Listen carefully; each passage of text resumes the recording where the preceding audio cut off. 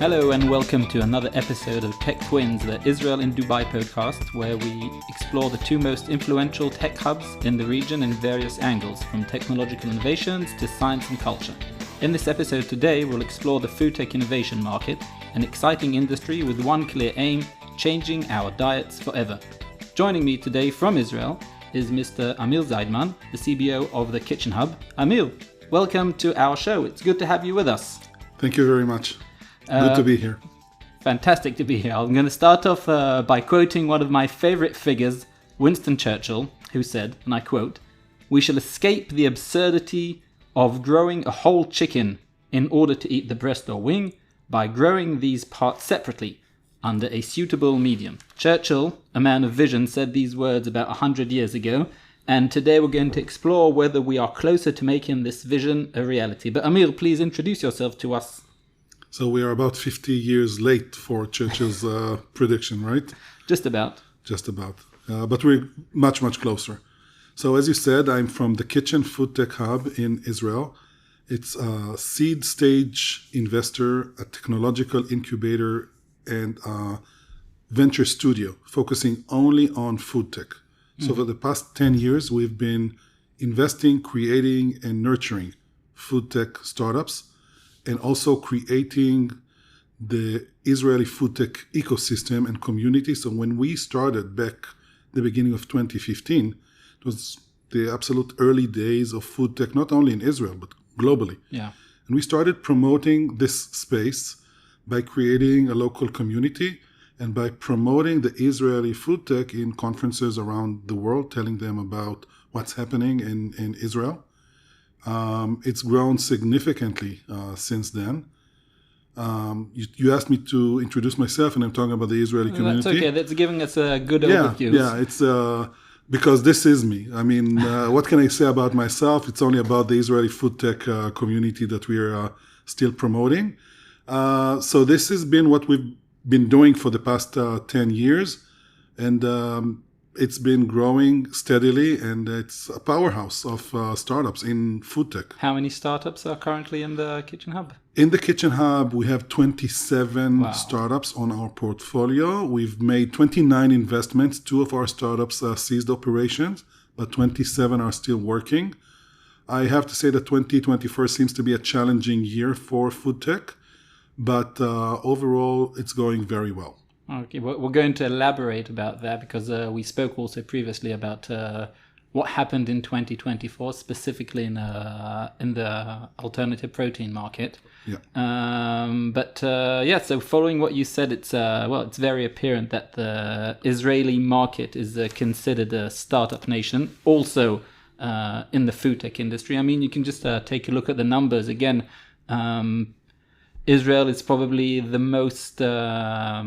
the country that has the most startups in it. I mean, over 250 startups, according to the sources at least I have, more than 250 startups developing technological solutions. 12% of total global investments in food tech go to Israeli companies.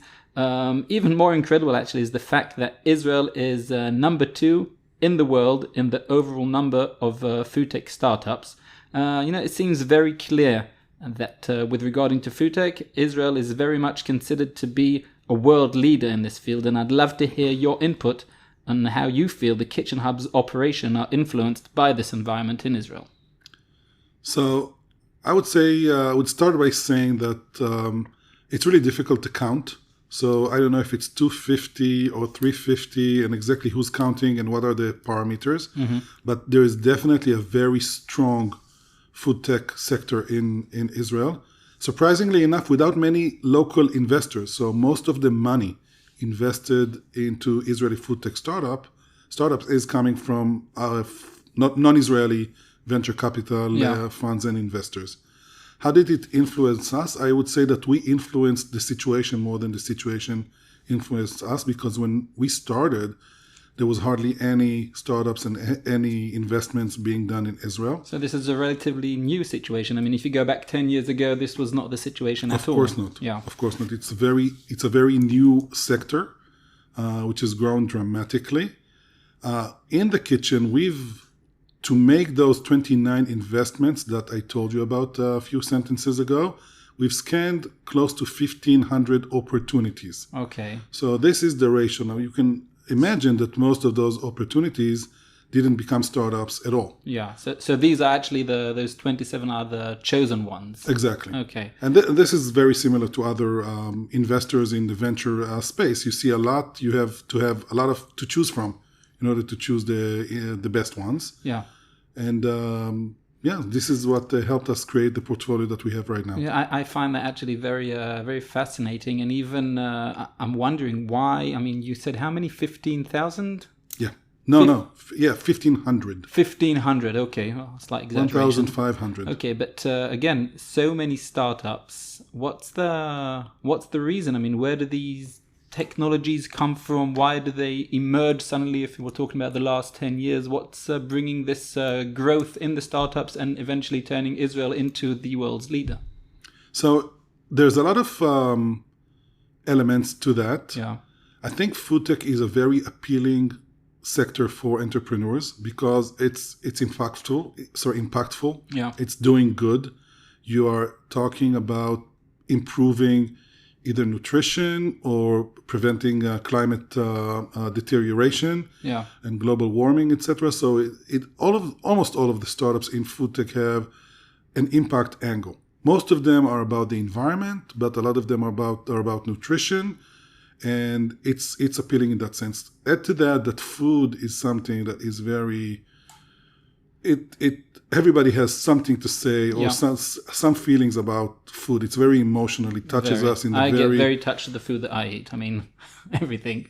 Yeah, so we all have emotions about food in one way or another, right? And once this sector started to progress and we made it sure that people are aware of this sector and there's money to be invested into startup in that space, we saw a lot of entrepreneurs coming with brilliant ideas on how to change things for the better. Yeah.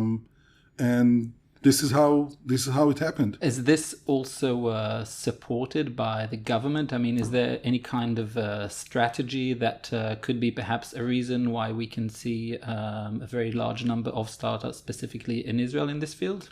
Yes, absolutely. So the Kitchen Hub is supported by the Israeli government, by the Israeli Innovation Authority. So when we invest into startup, it's partially private money, but a lot of it is government money. Yeah. And the Israeli Innovation Authority put an emphasis on promoting food tech at some point. This is not a government-wide kind of program, but very specific to the Israeli Innovation Authority and to the Ministry of Agriculture and Food Safety. So there's some grants that are going in, and I think the Israeli Innovation Authority is doing a very good job in investing not a lot of money, but in the right places and in the right... The right amount, the right places, the right resonance. Exactly, in the right time when it's still early and small money can make a big effect. Yeah. Because when a startup raises $100 million, that doesn't make a big difference. But when it raises 1 million... So it mainly invests in seed companies rather than taking companies that are already established, because obviously the investment at that stage would be smaller. The new program of the Israeli Innovation Authority, which is called the Startup Fund, sort of, has three routes that you can go about, or three programs: the pre-seed, the seed, and the A round. Yeah. And their new program is that they're joining rounds that are equity rounds into startup companies, and they top up the private money with government money, which is a very good program. Yeah.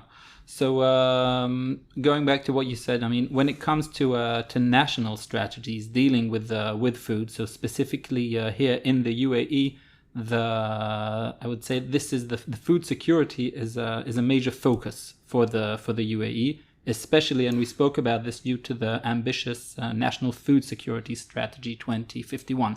We're not going to go too much into detail about this strategy because it really is long, but basically the UAE strives to be the world's leader of Global Food Security Index by 2051. In short, what this means is that the strategy aims to reduce waste, improve nutrition, diversify food sources, and embrace new technologies and enhance local production. In the UAE, I think it's over 80% of the food is actually not manufactured here. It's imported, and they of course want to decrease their reliance on importing food, and they'd much rather focus on doing it locally here. Now, Israel, as a leading country when it comes to food tech, has many potential interfaces with the UAE's food strategy. And in light of this, I want to talk to you about cultivated meat and alternative proteins and how their benefits align with the current local policy. So let's talk about cultivated meat and alternative proteins. I mean, it's pretty obvious that this field has a lot of benefits. For example, cultivated meat production requires fewer natural resources like land, water. Alternative proteins have a reduced environmental impact. Meat can be produced in a controlled environment, reducing the risk of contamination and diseases, and by that way enhancing food safety. I'd like to hear your thoughts about this specific market and the benefits that these products could bring to them. Sure. So first I would say that alternative proteins is a very wide space. Yeah. And you have many different resources and sources of protein. So cell cultivation, cultivated meat is just one of them, but there's also precision fermentation, where you grow microbes or microorganisms and synthetically engineer them to express specific protein of interest. So like dairy proteins or egg proteins. So instead of getting milk, you can get the proteins that are similar to the ones that in milk. So they're not derived from animals. They're just grown by There's themselves. Of course plant-based, where you just take soy or almonds or oats and you extract nutrients from them. There's also based on microalgae that you can grow and produce proteins from that, not to mention fungi that are also a very nice source. So all of those different categories are all bundled under the space of alternative proteins, and each one of them has the pros and cons. The most Let's speak about the pros. We're going to speak about the cons soon, but yeah, sure. The most, I would say, scientifically complicated space is, of course, cultivated meat. Yeah. Because you are trying to mimic a whole animal and create a tissue and not just the protein like other sources that we've just mentioned. Yeah. Cultivated meat has a huge promise, and it can change almost everything.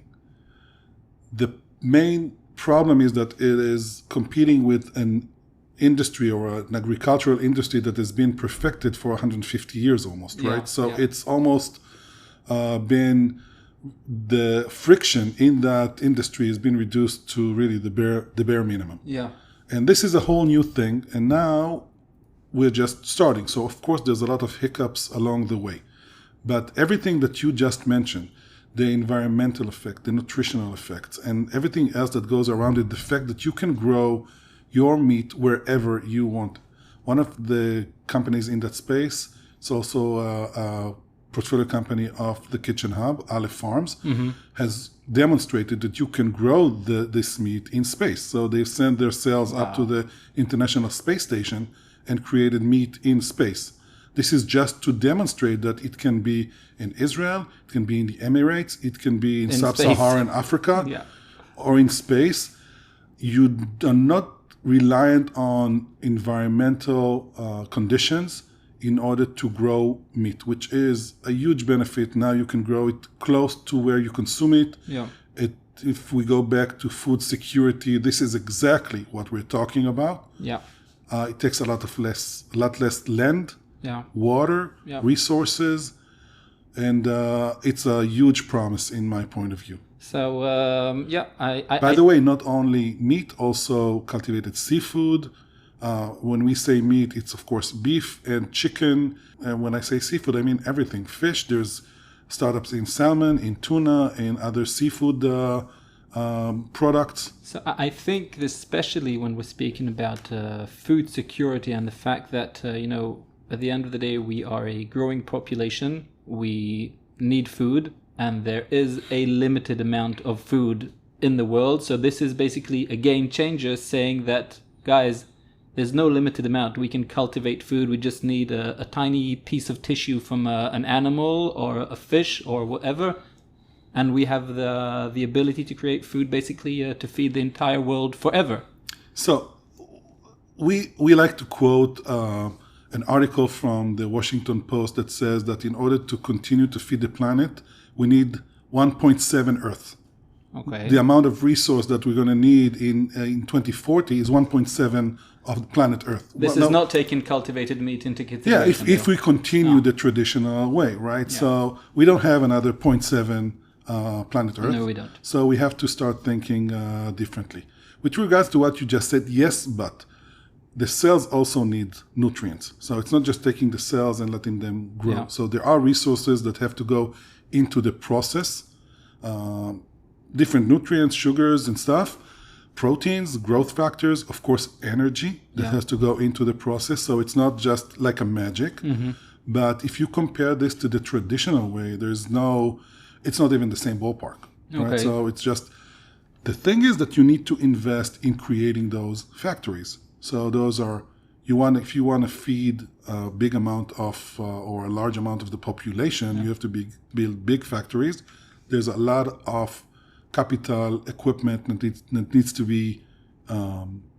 You need to invest a substantial amount of money in order to be able to create such quantities and such capabilities in order to feed and to cultivate and to find different alternative proteins, etc.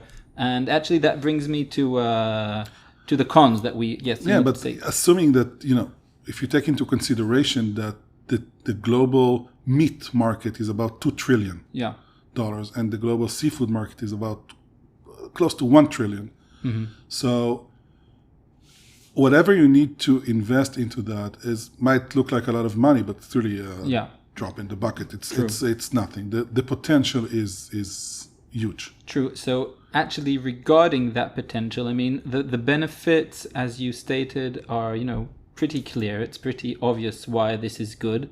But however, and this is where I want to talk about the cons, which we mentioned before, alternative proteins are not widely appealing to many consumers. Now, this perhaps could be because of their tastes or their relatively, you mentioned, high prices. Actually, there are some countries in Europe that are banning the sale of cultivated meat. So even though the numerous benefit, it's not yet gained global acceptance. And regarding those concerns, what's your input on this? And more important, how has this influenced the investments in this field? So this question touches upon numerous subjects. I know. First of all, with regards to what you mentioned, alternative proteins going into the market. So the first product to go in were the new generation of plant-based foods, were very strongly promoted by companies like Beyond Meat and Impossible Foods. And this product, when they entered the market, there was a big excitement around that. But they got in, as you mentioned, at a relatively high price point. They claimed to be as tasty as regular meat products, and probably also a claim about being healthier because you're not consuming animal product. Which you can argue, by the way, with that, because and I'm going to argue on all of that. I'm going to argue on all of those points. Okay. The high price point is very prohibitive for a lot of consumers.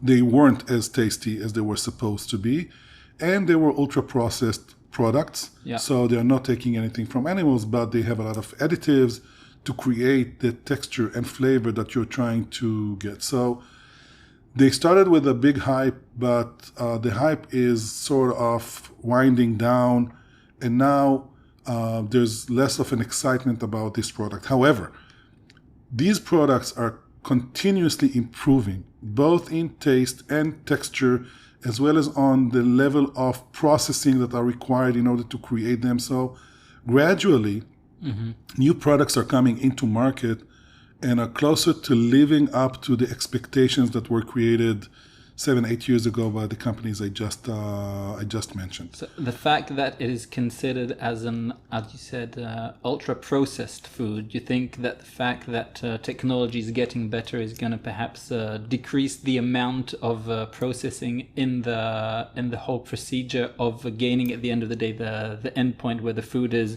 yes, okay, it's meat, it's different, and it's not that much different to the processes that ordinary meat goes through?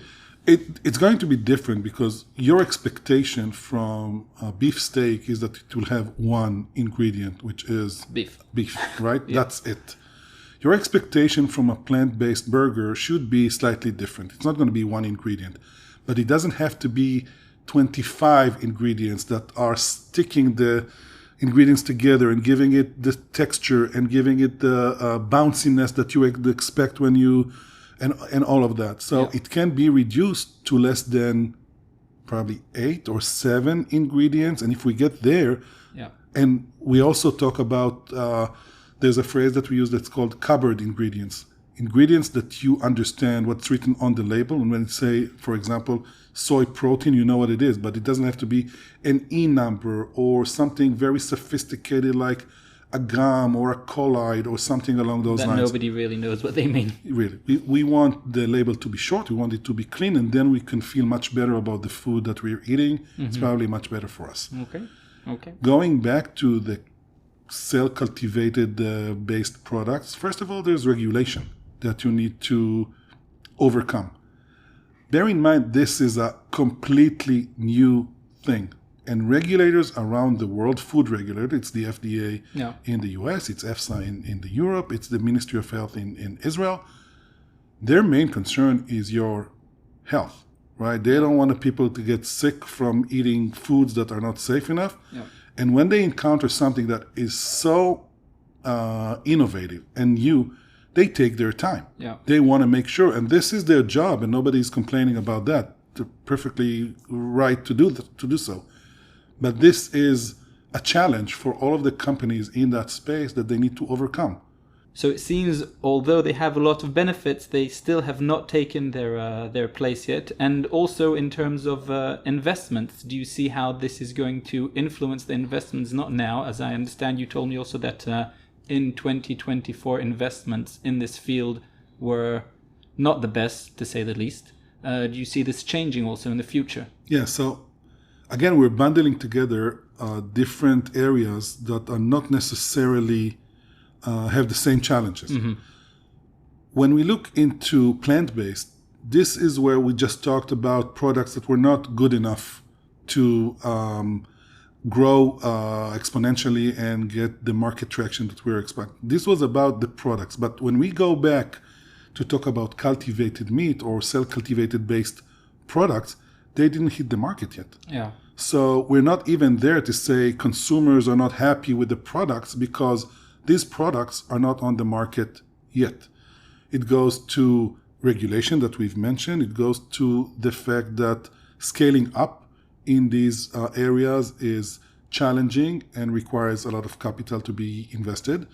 So different challenges. We see traction on products that are based on mushroom mycelium, for example. By the way, there's a new category, not so new, but relatively more hyped lately, which is hybrid. So you put 50% beef and 50% mycelium, and you get a very, very good user experience. So you cannot tell that this is only 50% beef. So like a hybrid car, instead of going directly to full EV, you find the sweet spot in the middle. Right. So until we get there with full non-animal based products, we can start with 50% based. This is dramatic if you get this widely accepted. Yeah. And the products are fantastic.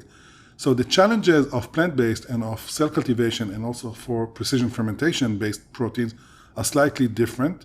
And the reason for investments to slow down are different for each one. In plant-based, they see sort of products not being good enough, consumers not adopting these products fast enough, and saturation in the market because there's now a lot of different brands that are promoting it. Yeah. In cultivated meat, for example, it's a totally different story. It's different. I would say that although the promise is very big, investors are starting to lose their patience. They were expecting this to get to market sooner than it's actually happening. And now they want to see companies that are generating revenues, and most of the self-cultivated meat companies are not yet generating revenues. So that would mean investments less in pre-seed and Cs, but more in Series A and B, and once there's a formation. I would say that Series A companies and even Series B companies in cell cultivation are not yet producing any significant revenues. Really, they need to scale up. They need the money for scaling up. It's more like a biotech company than it is like a food company, in the sense of the development process and what is required. Unlike in biotech, the prices of the products cannot be sky high like with pharmaceuticals, but the markets are infinite. Yeah. We talked about the $2 billion meat market. It's once you have a success in that market, it can be significant. Yeah. Well, hopefully we'll be seeing shifts of investments in that field. Another question I want to ask you, if we're speaking about global collaboration models of the Kitchen Hub that you mentioned earlier. So probably as a hub, you have many Israeli startups, and the Kitchen Hub has probably embarked on no doubt numerous journeys, often leading to global collaboration. And it could be in the form, of building data sharing platforms, research and development, joint ventures, or even just a simple network event. So could you please share with us a specific story and the impact that it had on the industry in Israel? Yes, absolutely. So in the Kitchen Hub, we are very big believers in partnerships. We have partners off the kitchen, companies, big companies from around the world that are in partnership with Danone, for example, is one company. Yeah. The flavors company, Yehuda, is one of those companies. So we have partners that are partnering. You mentioned data sharing, and that those are partners that we have. But we also make it our business to help and facilitate partnership between our portfolio companies and global companies, even regional companies that are leaders in food or food ingredients. A lot of our companies are ingredient companies. Yeah. You name the big companies, they're probably partnering with one or more of our portfolio companies. Yeah. These companies sometimes invest and get equity in those in our portfolio companies, but more importantly, they create projects together to bring the products or those ingredients to market. It can be partners from the upstream, so in order to have access to raw materials or manufacturing infrastructure, etc., or of course downstream to get your products closer to the market. One example might be a company in our portfolio that is called Better Juice. Yeah. Better Juice is developing a very unique product that is reducing sugar from natural fruit juices. So if you have orange juice that has sort of almost 12% sugar in that, which is, by the way, like Coca-Cola, or even more, which is healthy for you, except that it's really have a lot of sugars in it. They have a technology for juice companies that if they run their juice through their apparatus, it will reduce the sugar content in that juice dramatically, 30, 50%, without damaging any of the other ingredients. Nutritional values, I was going to say. So you need some hardware in order to do this sugar reduction process. And Better Juice is a biotech company. They produce the actual enzymes that are reducing the sugar. So they have a very strong partnership with not only juice, though, that's right. I mean, it could be basically any food that you want to extract the sugars from. You can put it through this process. It works on liquids. So it can be juices, of course, or juice concentrates. There's also dairy, even wine. If you want to reduce the amount of sugar in wine, this can also work.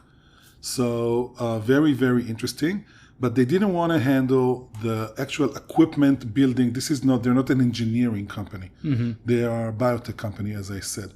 So they have a very strong partnership with one of the world's leading equipment companies that if you're a big company in this continuous process of producing juice or milk products or whatever, this is one of the top two companies that you will approach for acquiring the equipment in your manufacturing. Is this a company that was built because of a certain need that was in the market to extract sugars? Or is this something that the company was formed and then other companies said, okay, this is a good idea, let's use it? I mean, where did this come from? Bottom up or the other way around? The need always comes from the market. Yeah. And you see the health trend and people want to consume healthier food.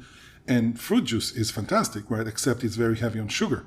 So if you can provide them with a juice that remains as healthy as it used to be, contains all the nutritional values as we mentioned, but is lower on sugar, this is fantastic. And when we did the market sort of validation and approached the Kitchen friends, which are, some of them are the biggest juice companies in the world, Tropicana, Minute Maid, and those companies, Citrosuco from Brazil, they said, fantastic, yes, we are very interested in that technology. So this company now has a business model where the equipment is being bought directly from this partner, while the actual sugar reducing elements are being bought from Better Juice. Amazing. So I think that's another example of how these technologies have a lot of advantages. If we're speaking about health-wise, we were speaking before about sustainability. But although the field has all these advantages, especially when we're talking about food security strategy, there are some, I would say, challenges, obstacles in this field. We spoke before about consumer acceptance. Many consumers are hesitant to try new food. We were speaking about the high production costs, the sustainability questions. Is this product really a sustainable product, or is it just claiming to be sustainable? Of course, technological barriers that can be a significant hurdle. What are your inputs regarding these challenges of the food tech industry? That we're going to overcome all of them. Okay. Of course. Let me take the first question and answer that, because you mentioned consumers and regulation and environmental greenwashing and different things, and all of them are different, right? Mm-hmm. In terms of, you mentioned being environmental, yes or not, or is this greenwashing, or all of the startups that want to prove that they have positive effect, they do what is called life cycle analysis. So they contract outside consulting firms that specialize on evaluating what your effect is on the environment. Are you actually doing something better or something worse? Yeah. And all of the companies, for example, in our portfolio are going through this life cycle analysis, and they have scores. We are improving by this and that much on greenhouse gases, on waste, food waste, on health, whatever, right? So there are different measures to be taken. Regulation is, as we mentioned before, another hurdle, but it's progressing. You have to remember that this is still a relatively new field. Yeah. And we've mentioned that in areas that are more scientifically complicated, like cell cultivation and precision fermentation, products are yet to hit the markets. Mm-hmm. So we cannot really talk about consumer acceptance for a yogurt based on dairy proteins that were produced using precision fermentation until we have this readily available to the mass market. And we don't have that yet. So consumers will have to be educated. But I think the benefits of those products, and of course every food product has to meet the price point and the consumer experience in terms of the texture and flavors. Yeah. Because if you bring inferior products in terms of the user experience, you're not going to win.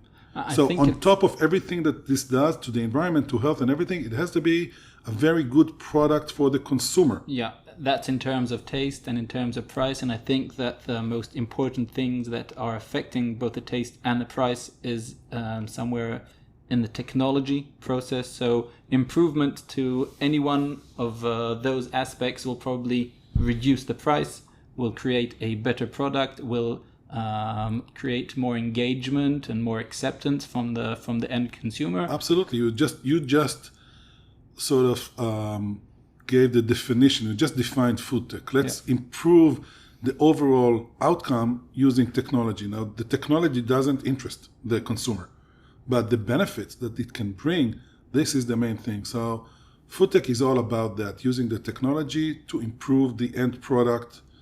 Yeah, I think that's a fantastic note to finish. So just before we finish this session, I would like to thank you for sharing your insights with us. It's been a fantastic experience having you with us today. We hope that this conversation inspires further exploration and collaborations in the food tech space.